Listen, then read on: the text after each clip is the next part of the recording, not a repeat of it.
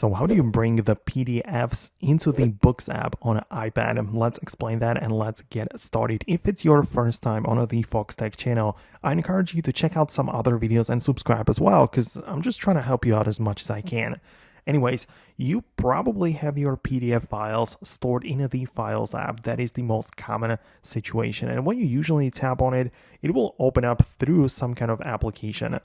But instead, you can hold down on it, try to see the open with, but usually the Apple books are not going to be there. But you need to tap on a share, and you can see a bunch of different apps that are going to appear. So you need to find the books here, right? So when you click on books, it will literally just move the PDF to the Books app, because you sort of like export it from one place to the book application.